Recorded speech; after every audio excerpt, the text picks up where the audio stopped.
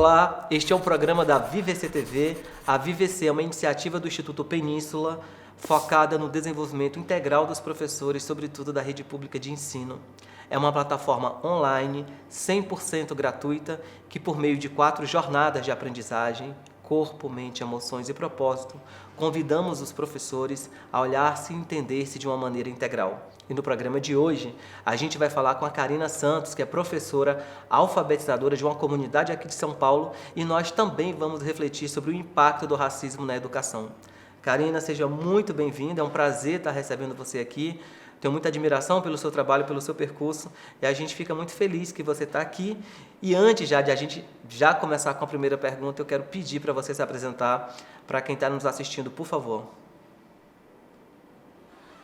Olá, eu sou a Karina Santos da Silva, sou professora alfabetizadora de uma turma de primeiro ano na escola Ateliê Escola Caia, que fica na região de São Paulo, no bairro da Vila Leopoldina, e atende crianças moradoras da favela da Linha, da favela do 9 e do Singapura Madeirite. Muito bem. Karina, eu sei que você é mestre em educação e sei também que você tem desenvolve um trabalho muito potente com a alfabetização.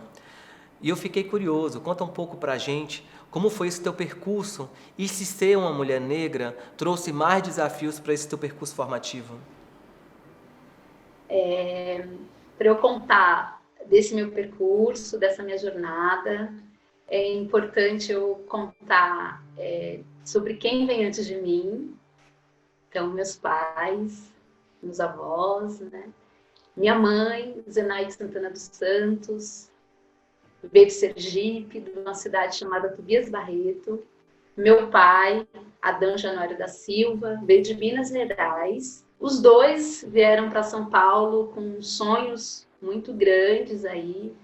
Minha mãe, uma busca aí, muito profunda aí pela liberdade e por se reinventar desde muito nova.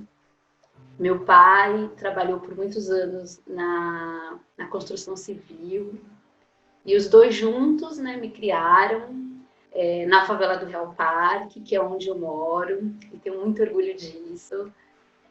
Fui criada aqui, continuo aqui, já realizei muitas ações culturais, de educação, aqui no território que eu moro, que eu vivo, em outras regiões de São Paulo também. Hoje, como pedagoga, né, professora, alfabetizadora, também mestre em educação, eu sempre acho importante contar que a jornada até aqui não foi fácil, foi cheia de desafios. A minha mãe, desde muito cedo, ela me ensinou o valor da educação e a importância que isso tem, né, para a minha vida e para a minha formação. Sempre trouxe muita positividade aí para o meu jeito de ser, do meu jeito de atuar como pessoa no mundo, mas também como professora na sala de aula. Uma das coisas que foi negado a ela é o meu pai, que foi o direito de estudar. Então, hoje eu atuo na educação e atuo com com um mergulho muito profundo aí, com muita intensidade no trabalho que eu realizo, porque me atravessa desse lugar, né, de quem lutou muito para estar no espaço de educação, né, para estar na universidade, para conseguir entrar e permanecer, né, e conseguir concluir, né, e aí, no contato com os meus alunos diários e com as famílias, né, dos alunos que eu atendo, eu sempre procuro trazer aí essa importância aí da educação, e isso está dado nas famílias, né, dos alunos que eu atendo. O valor está também de uma forma muito, de múltiplas formas, e em muitos momentos eu me vejo como uma ponte ali, de aliar a criança, como é a faixa etária que eu trabalho, a grandes sonhos, né, deles, né, que eles também são cheios de sonhos. E aí eu me vejo em muitos momentos das minhas rodas de conversa, eu traçando aí essa mediação, né, para que aprender a ler e escrever? Que é uma das perguntas que as crianças sempre fazem, mas para que eu preciso aprender a ler e escrever? Né? E eu me sinto nesse lugar de mediar, né, esse saber, né, da escola formal, né, que é muito importante, essa conquista na alfabetização, que é imprescindível, e esses sonhos que eles têm, né, que são muito importantes de ser valorizado na sala de aula também, e ser escutado, né? Uma outra coisa que eu gostaria de dizer é que a educação sempre foi um campo de batalha, né, para a população negra. Por muitos motivos, né? Historicamente, se a gente for olhar para a história, né, do nosso país, né, infelizmente, por muita luta dos movimentos, né, movimentos negros, que algumas leis foram sendo aí implementadas, né, e algumas políticas públicas garantidas para pessoas como eu pudessem ingressar aí na universidade, né, e pudesse seguir estudando. Nessa minha trajetória de estudante, pesquisadora, eu ouvi muitos nãos, né? E nãos de várias formas, né? Não, o seu corpo não é para este lugar, né? Não, isso que você tem a dizer não é tão valoroso assim. E até hoje eu estou em busca do sim, né? O sim, eu posso estar aqui, sim, eu vou concluir sim, né, a minha graduação, meu mestrado, minha especialização, e sim, eu tenho muito a dizer. E esse é um dos saberes aí ancestrais, né, e que eu tenho contato com eles por via as palavras aí, né, da minha mãe. Então, né, firme a cabeça, que é uma das coisas que ela mais costuma dizer, né? E firme a cabeça nos estudos, né? Eu acho que ter consciência de que a educação, por muitos anos, foi um direito negado para a população negra, né? E que isso, eu sinto isso diariamente quando eu escuto muito atenta as histórias dos mais velhos, daqui onde eu moro e de outros lugares, é doloroso, não é algo fácil, né, de se dar conta, mas é muito importante também, né, de entender como a minha história e as histórias, né, de muitas mulheres e homens e crianças, né, jovens, são histórias potentes e que tem que ser colocada no lugar do protagonismo, do sujeito político, e não no lugar desse lugar da objetificação que traz muita dor aí, né, nesse processo. Uma outra coisa que eu acho que é muito marcante para a minha trajetória foi todos os espaços de grupos culturais que eu fui participando, né, ativamente, né? Um deles foi o hip hop, o movimento hip hop, foi crucial para a minha entrada na universidade. Eu então fiz durante muitos anos da minha juventude, eu participei muito, fui produtora cultural, inclusive, de eventos, de muitos eventos. E um dos meus educadores, ele fez também essa ponte, né? Quando eu estava terminando o ensino médio, ele, olha, tem a graduação, comece a pensar.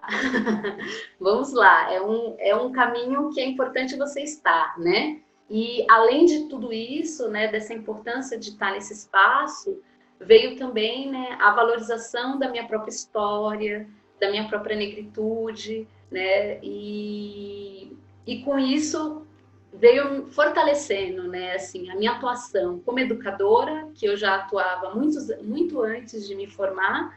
Eu já estava atuando, né, nos movimentos aí de moradia, com grupos de jovens, trabalhando com educação popular. E aí, quando eu ingresso, né, no curso de graduação, eu faço esse entrelaço, esses fios todos, né, da minha experiência aí já de um tempo aí vinda desse lugar, né, das manifestações da cultura hip hop, das minhas atuações aí em alfabetização de adultos já, inclusive. E de lá para cá, estive sempre em outros movimentos, como o movimento de moradia também, que é muito importante para minha trajetória, que me deu um olhar mais amplo aí do que é morar num lugar e ter que lutar para ter uma moradia digna, né? E tudo isso eu vejo como atravessa no meu dia a dia, na sala de aula, né? Me deu muito experiência nesse sentido, de poder ouvir tantos saberes que os meus alunos têm a me dizer, quanto as famílias deles também, né? Eu fui anotando várias coisas que a gente quer contar, muitas coisas nesses momentos, né?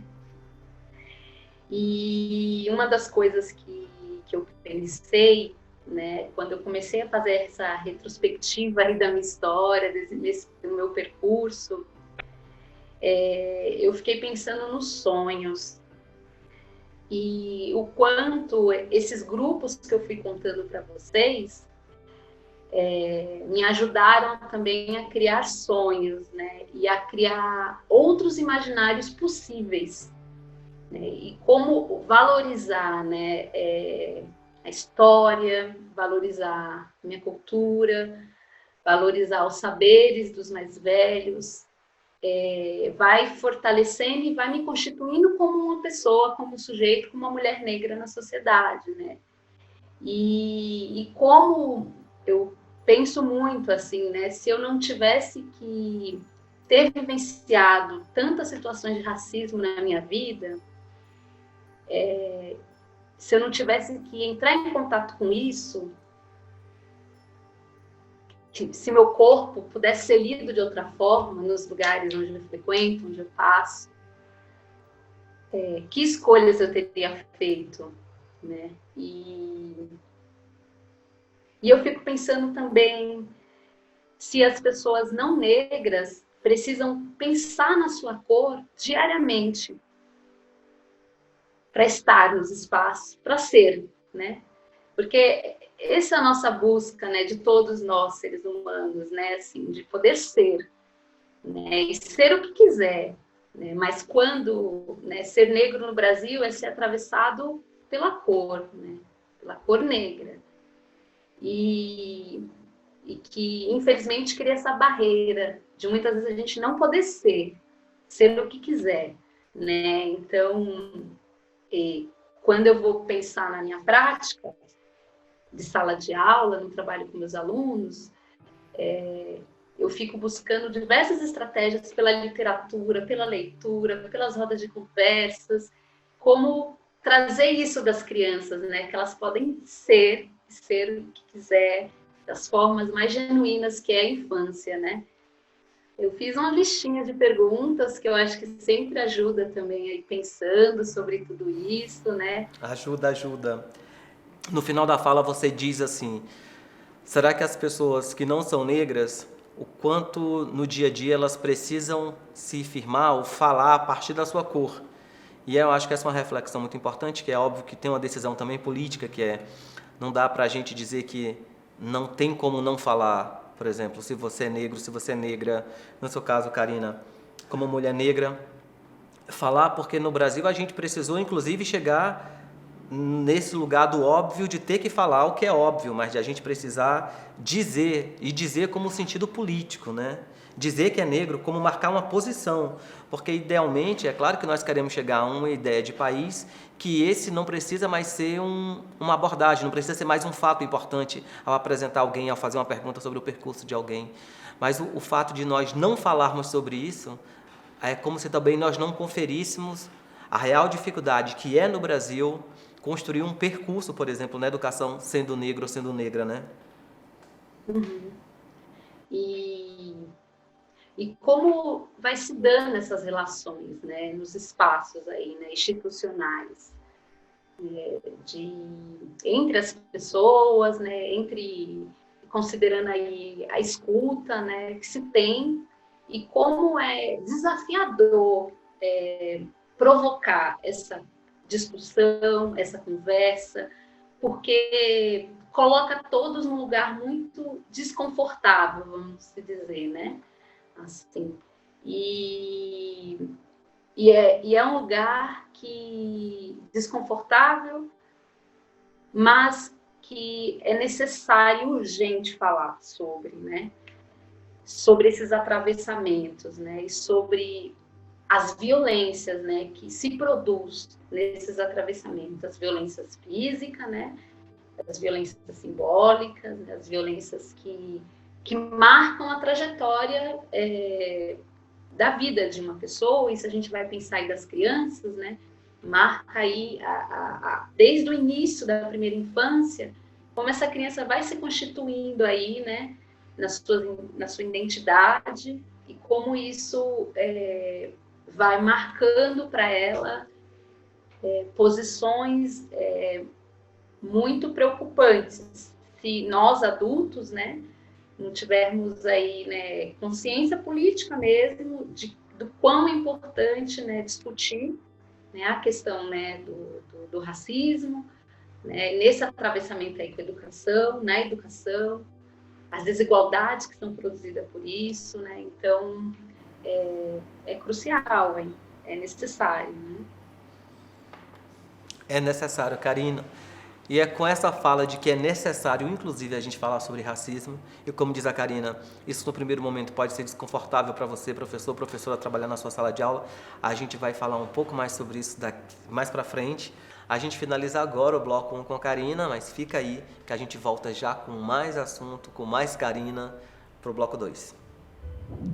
Voltamos para o bloco 2, vamos continuar falando com a Karina sobre o impacto do racismo na educação.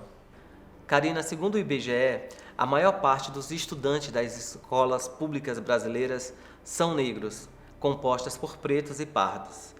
Eu queria saber se você avalia que essa informação, esse dado, é levado em consideração na hora de construir currículos e atividades para que esses dispositivos representem e retratem essa maioria apontada pelo IBGE.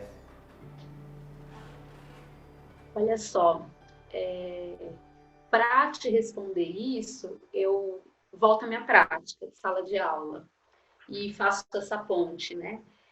E uma das coisas que faz parte do meu planejamento de sala de aula, que constitui a minha rotina de trabalho, são as rodas de conversa com as crianças, né? Então, rodas que, em algumas situações, a turma inteira está comigo. Em outras situações, eu organizo rodas menores. E para que essas rodas, né, de conversas, né? Porque eu fico pensando como que eu posso acolher as vozes daquelas crianças todas, crianças negras, crianças não negras, e que trazem ali uma bagagem de muitas experiências aí, marcadas também pela violência e a desigualdade social, e como que eu consigo trazer isso para minha sala de aula como minha prática de professor alfabetizador. E o que eu costumo dizer que em algumas situações é roda do sentimento, e eu tenho um saco de tecido bem colorido, grande, que ele foi crescendo ao longo desses anos de trabalho. Ele começou bem pequenininho, mas as crianças me mostraram que esse formato de rodas do sentimento era necessário para o trabalho. Então, atualmente é um saco bem maior, né, dos sentimentos. E depois de uma mediação de conversa, eu convido as crianças para produzir desenhos, quem está com vontade, quem não estiver tudo bem, desses sentimentos, de alegria, de tristeza, de raiva, de ódio, de vontade de chorar, de saudade, e colocam nesse saco do sentimento. E tudo isso para pensar como que eu posso acolher as vozes das crianças, né? Na sua diversidade, na sua complexidade, né?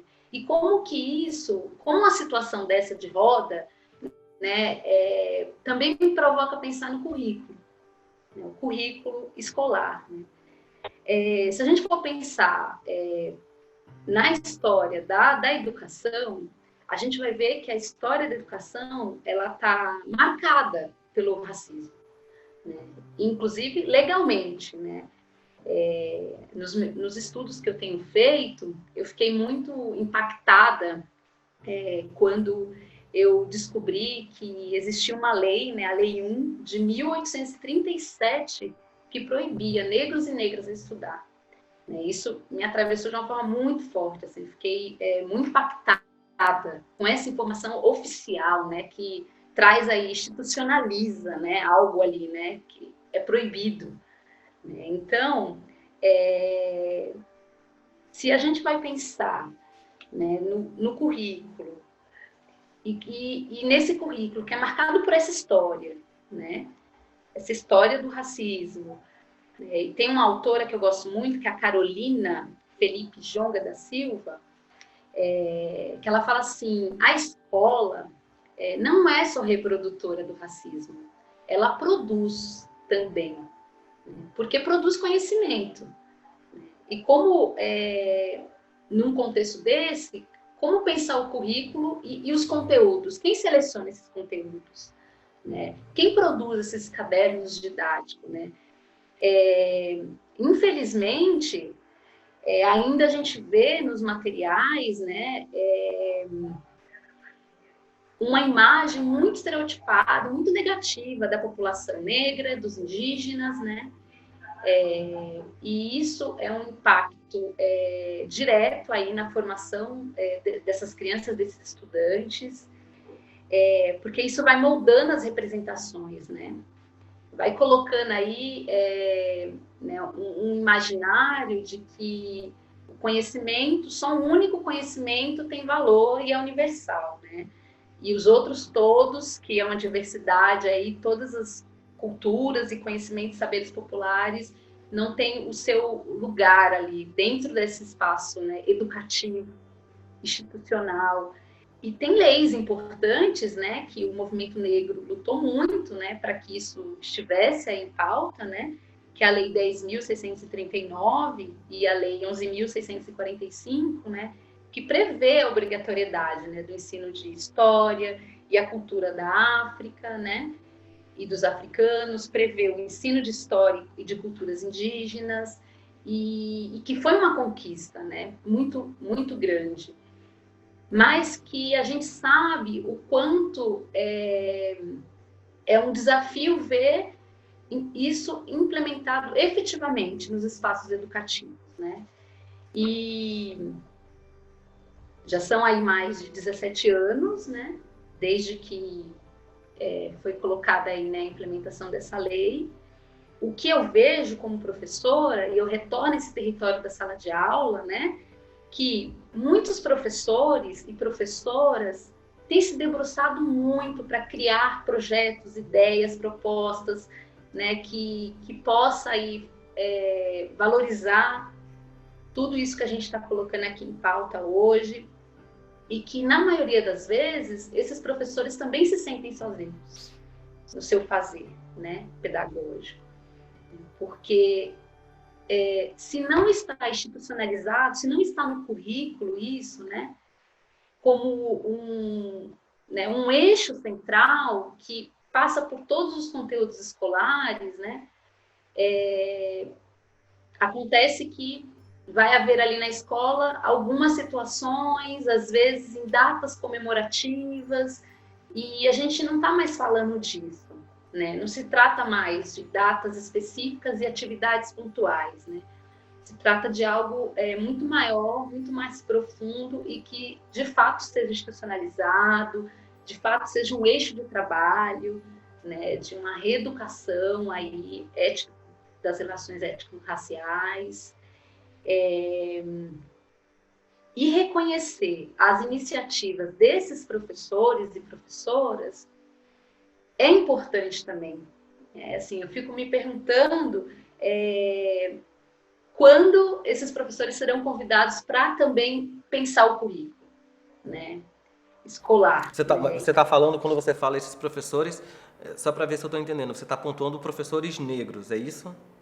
Professores negros, Certo. professores não negros também, que já estão aí, né, um debruçar, né, de realizar propostas, né, numa pedagogia antirracista, né, e que ainda, por não ser algo institucionalizado pela escola, não está, de fato, no currículo, né, é a situação que aí eu trago, né, desse sentimento também um pouco, né, de solitário aí no fazer pedagógico nesse sentido, né, de ter muitas propostas interessantes pelo Brasil todo, né, de educadores, educadoras, das escolas públicas, inovando e repensando e buscando parcerias, mas que ainda no currículo em si a gente sabe que existe aí um desafio, um obstáculo enorme para isso de fato ser implementado de uma maneira institucional. Tem um material que é muito interessante, que ele chama assim, para uma educação antirracista, dicas da EMEI Jardim Ideal.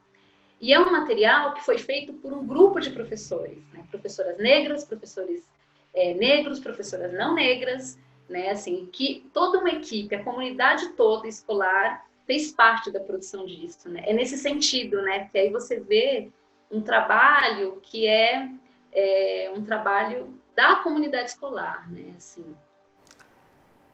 Karina, na sua avaliação, quais os principais impactos do racismo nas escolas e na educação pública brasileira? eu acho que um dos impactos, né, é na questão do currículo, né, do que ali está sendo institucionalizado como saber, no fazer pedagógico do dia a dia de sala de aula, né, ali no trabalho diretamente com os estudantes e no trabalho entre a equipe docente, né, a gestão. É um impacto que reverbera em todo o campo educacional. Não dá para falar de um ponto, né, apenas. Assim. É uma rede complexa, porque a escola é uma instituição que está introduzida dentro da sociedade. Né? Então, ela, como eu disse antes, ela não só reproduz, mas como também ela produz. Né? O racismo quando não se tem um olhar cuidadoso para isso, né? E reflete também, né?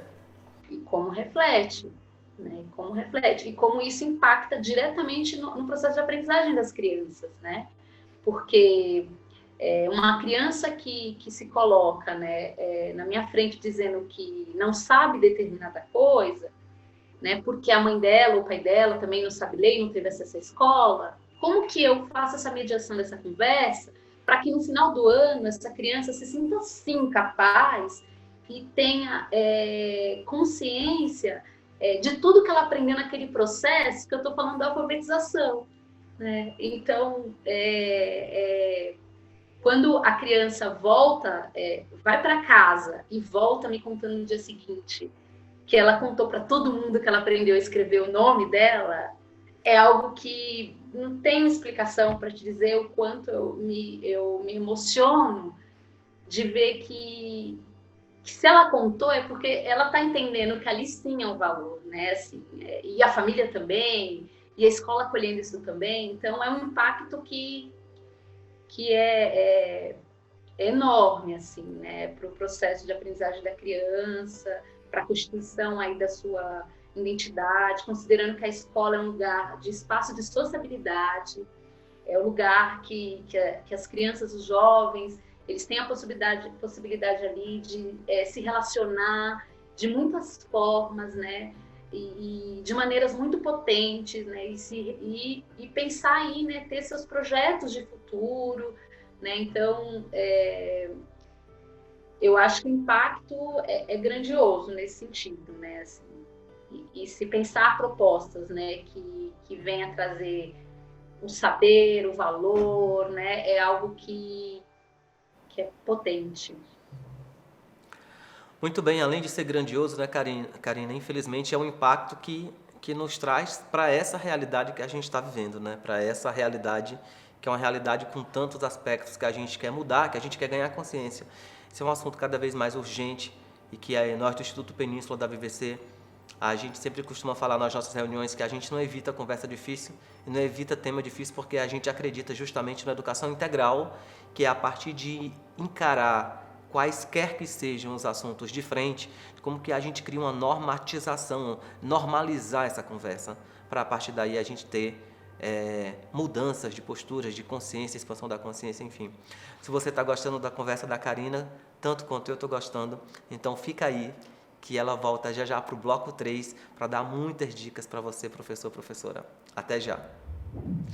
Karina, sendo uma mulher negra, professora, pesquisadora, quais dicas e caminhos você sugere para os professores, para as professoras que estão nos assistindo, que querem incluir a reflexão, a atividade sobre racismo, de como transforma esse assunto em algo transversal na escola, no currículo? Quais essas dicas que você tem aí de ouro para facilitar esse trabalho desse professor, dessa professora que já tem essa consciência e que acha importante tangibilizar e manifestar isso no contexto da escola? Eu acho que a primeira coisa que eu falei, inclusive, em outros momentos, é essa escuta sensível para as vozes dos alunos, dos estudantes, né? Eu acho que esse é um passo fundamental. E se preparar, né, para mediar conversas ali com esses alunos, com essas crianças. Muitas vezes, a gente que está na sala de aula, eu como professora sei o quanto é difícil eu estar, por exemplo, dando uma aula de matemática e aparecer ali um conflito, que quando eu fico atenta ao que estava acontecendo, no sentido dessa escuta sensível, eu percebo que ali tem camadas que ou foi algo relacionado à cor de alguma criança que disparou aquele conflito, ou foi algo relacionado ao corpo. E aí, por isso que eu acho que uma das primeiras coisas é essa escuta sensível para as vozes, do que as crianças têm a dizer. Outras situações que eu acho potente são as rodas de leitura, né, temos aí uma literatura muito interessante, né, com personagens negros, negras, né? Tem esse livro que eu gosto bastante, que Meu Cresca de Rainha, da Bell Hooks. É um livro muito interessante, não só para criança, os adolescentes também, os adultos também que se encantam com esse livro. É uma possibilidade incrível de poder fazer essa troca de conversa. Um outro livro que eu acho muito bonito e que desperta o sonho, a imaginação, é esse aqui, Dançar nas Nuvens. É um livro lindo, assim, uma ilustração bem interessante também. Parece mesmo, bem bonito. Bem lindo esse livro. As falas das crianças vão envolvendo assim a conversa de uma maneira muito potente, muito transformadora. Um outro livro que eu gosto bastante é esse aqui, As Mulheres Abayomi. Ele é bem interessante também, provoca outras reflexões. São livros que vai trazendo um despertar aí para essa conversa de uma maneira sensível, uma maneira respeitosa. E tem um livro que eu sou apaixonada por trabalhar com ele, com adolescentes e com adultos, que é A Cor da Ternura. É uma autora que eu conheci, a Geni Guimarães, e é um livro muito bonito. Só o título, A Cor da Ternura, é um livro que traz muito afeto, traz as ideias aí, né, de família, de diferentes famílias. É um livro bem bonito. Tem outros autores que eu acho que é importante, se a gente for pensar no campo de estudo, que seria bem interessante também buscar, que é a Lélia Gonzalez, é uma autora bem importante para pensar todas essas questões do racismo e como isso atravessa a nossa sociedade, esse racismo estrutural. A Audre Lorde é uma outra autora importante, Sueli Carneiro, a Djamila Ribeiro, o Silvio Almeida, a Joyce Bert, também é outra autora importante para conhecer, Bianca Santana. E tem um material feito por professores e professoras de uma EMEI que chama Para uma Educação Antirracista, Dicas da EMEI, Jardim Ideal, que foi feita por professores e professoras, né? Então, é um material bem interessante, está disponível na internet, Gratuitamente? acesso gratuitamente. Então, é um material bem interessante também. Muito rica essas sugestões de livros, de autores, porque eu fico pensando, inclusive quando a gente fica olhando aqui para os programas, os conteúdos que a gente produz, uma amiga minha, professora, esses dias falou: João, mas lembra de perguntar para os entrevistados, ela é de professora de escola pública, de um estado do norte, lembra de perguntar para os entrevistados dicas de autores, sejam como você fez agora, que abordam a teoria, mas de autores que propõem a prática, que propõem como que essa intervenção poderia acontecer. E por isso que a gente aproveita cada um dos nossos convidados para perguntar sobre essas dicas e sugestões. Eu acho que é muito importante, que é isso que vai constituindo a nossa prática pedagógica, né? Poder ter acesso a essas informações, essas produções que estão sendo feitas, né? Que existem, que já existem, né? E ser disponível para todos e todas. Muito bem. Me fala uma coisa. Você avalia que essa discussão que está sendo um debate acalorado nos jornais, nas revistas, na televisão, repercutindo no cinema, você avalia que a gente está vivendo um bom momento, assim, para fazer e para enfrentar isso de frente? Você tem esperança, é esperançosa em relação ao futuro? Você acha que esse momento de muita dor coletivamente irá nos levar para um lugar melhor, de uma consciência, de uma mudança de postura? Olha, João, eu acho que essa mudança de postura e de olhar precisa acontecer, e eu acho que vai acontecer quando cada pessoa perceber que ela precisa estudar e mergulhar nos estudos, porque é a forma de ter consciência política, né, do seu posicionamento no mundo, né?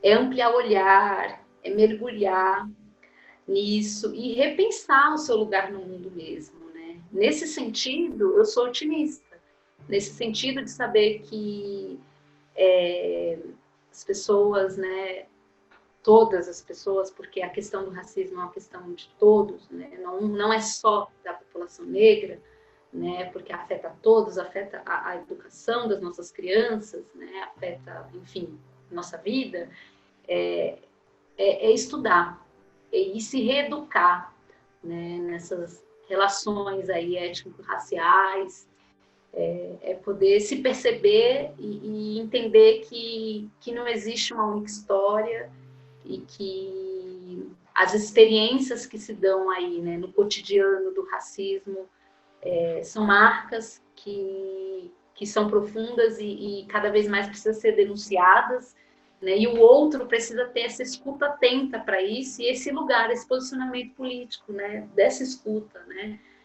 Então, a mudança está no estudo, nesse mergulhar, sabe?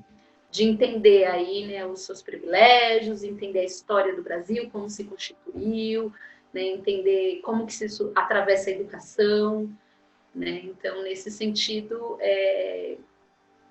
eu sou otimista aí, que as pessoas façam esse mergulho, né?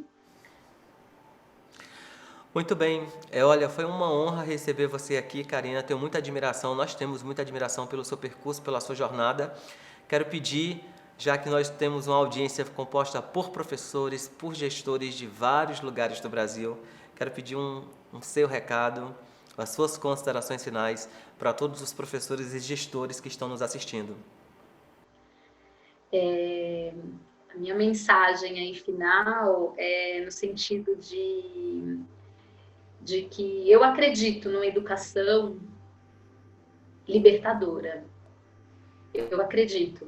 E acho que muitas escolas já têm feito propostas muito interessantes nesse sentido, uma prática antirracista, e que é importante cada escola fazer uma espécie de raio-x, um diagnóstico, né, do que está sendo feito, né, o que está sendo produzido, o que precisa ainda ser produzido, né, que práticas são importantes ter e que redes é possível ser feita com outras escolas de outros territórios, né? Então, essa é a mensagem aí, né, de poder acreditar no trabalho de todas as professoras e professores, gestores, né, e que estejam aí abertos, né, para enfrentar esse desafio e poder, né, como o Bell Hooks diz, amar a negritude, né, no sentido mesmo político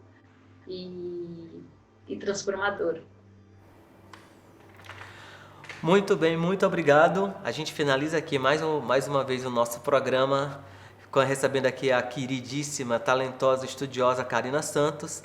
E Karina, eu escolhi um trecho, assim, duas frases de um poema da Maya Angelou que eu gosto muito e queria oferecer aqui para você. Acho que também na esteira desse olhar para uma educação antirracista, né? Que eu acho que é o sonho. E sabe, né, Karina, eu sei que é um pouco até idealista dizer isso, e sonhar, talvez, sonhar, ter o direito de sonhar, para que esse seja um assunto que a gente imagina num futuro que a gente nem precise pensar na educação antirracista, porque isso não fosse nenhum tema, né? Que a gente pensasse em educação, né?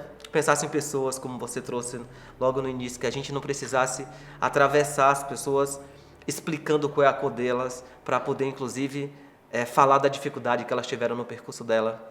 Então, acho que esse é o sonho de todos nós. E o trecho que eu separei para você diz assim: aprendi que as pessoas esquecem o que você diz, esquecem o que você faz, mas não esquecem como você as fez sentir. Da nossa grandíssima Maya Angelou. Muito obrigado pela sua presença aqui. Foi uma honra falar com você. E para você que aproveitou a Karina aqui, tem mais programas. Espera a gente. Tchau, tchau.